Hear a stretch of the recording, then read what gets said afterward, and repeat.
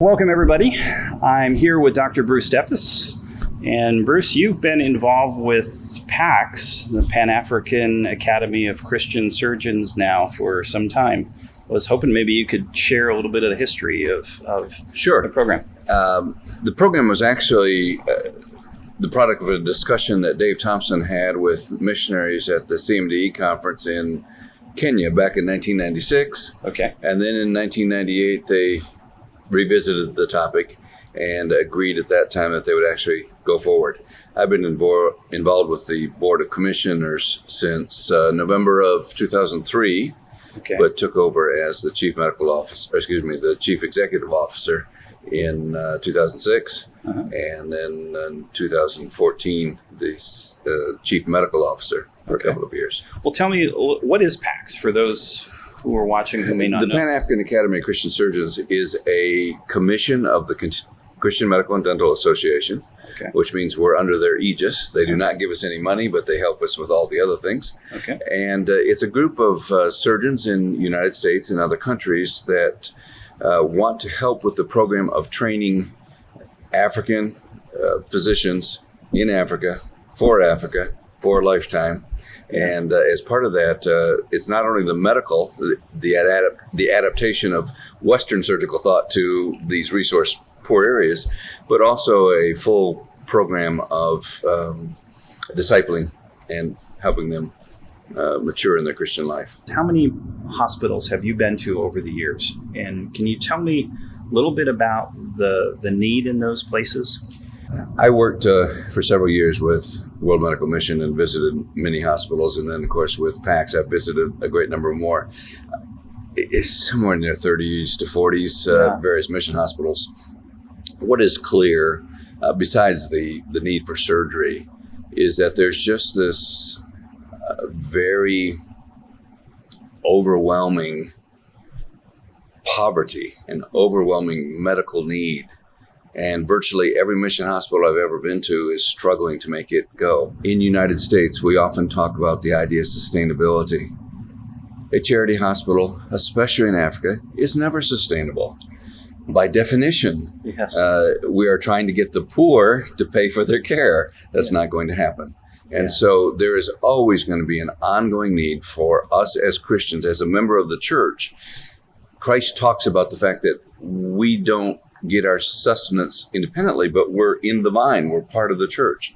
And so there's always going to be a role for those in other countries to take care of people in these remote areas where money is just not going to happen. And we sometimes bring in all sorts of odd missiologic things, but the real truth is there's a number of people. We don't want to cause overdependence. I mean, there are some downside, but there's always going to be a need here for generations. In the United States, there is not one single children's hospital that is self-sustainable.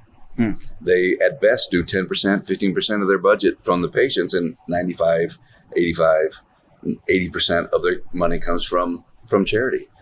If we can't do it in the United States, we're certainly not going to do it in a mission hospital in Zambia or some other place. And so I think there is a real role. And of course, the other exciting thing is that in a great number of countries in Africa, we're still responsible for 30, 40, 50, 60% of the entire healthcare that's coming as an outreach of the church. Yeah, that's exciting. I think that's kind of a big misnomer that, there's this big push to make everything self-sustaining. But functional healthcare services aren't inherently self-sustaining, are they? I mean, almost never. You have to pay for surgical services. You have to pay for anesthesia and medications and all the things that go along with that. Despite every dictator that wants to give free healthcare, there is no such thing as free healthcare. Amen. That's right. That's true. Tell me, why is that important? What's the surgical situation look like in sub-Saharan Africa? I know we've talked about that, and we kind of know that, but maybe some of those who are watching don't. Numbers are hard to come by in Africa, but the general philosophy is that there's one surgeon for every 250,000 people in sub-Saharan Africa. Now, that's not one surgeon of every type. That's one surgeon of any type for that number. And certainly for certain specialties, it would be some multiple of that. In many areas of sub-Saharan Africa, unfortunately, though, it's actually only one surgeon for every 2.5 million people. So in my home state of North Carolina, with 8 million or so, there would only be 32 on the best day and maybe only 3 on the worst day, and you'd have to travel to the big cities. So Sure. The other reality is that a great number of mission hospitals are on the edge of closing because of the lack of a general surgeon. And what that number is again, kind of an imaginary number, but at least well over hundreds of mission hospitals that need surgery.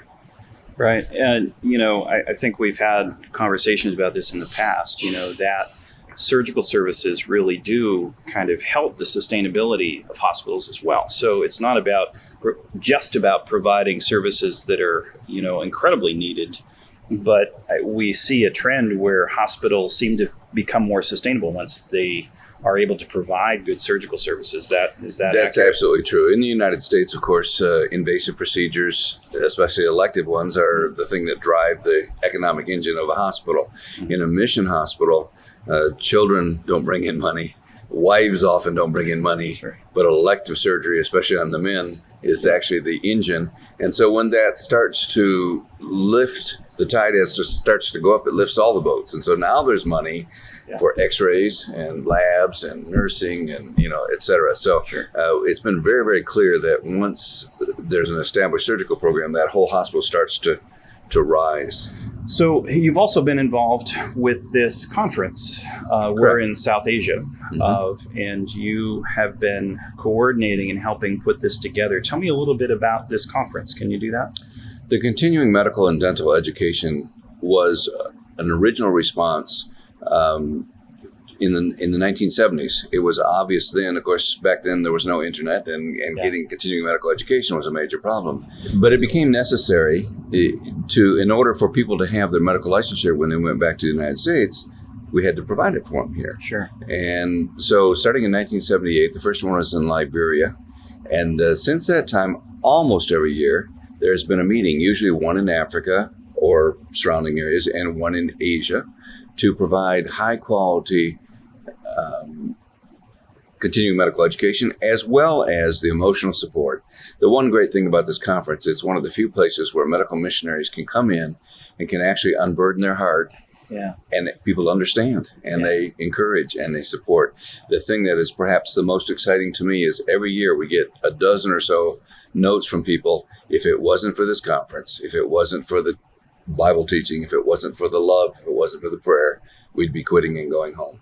Yeah, that's exciting. Yes. I've only been involved for the last few years, and I've been really encouraged by it myself, and see the effect that it's had on all of our folks that have attended. So I appreciate what all you guys do to facilitate this, because I know it's a tremendous amount of work that you guys put into this.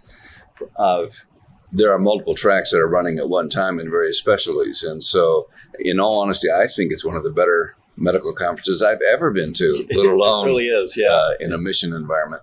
Well, Bruce, thanks so much for taking a few minutes out to share a little bit about PAACS and what you've been doing here at the conference. We appreciate your time. Well, it's my pleasure. The thing I think is exciting about PAACS is when I came in as Chief Medical Officer in 2006, we had 4 faculty members and 9 residents and less than a handful of graduates.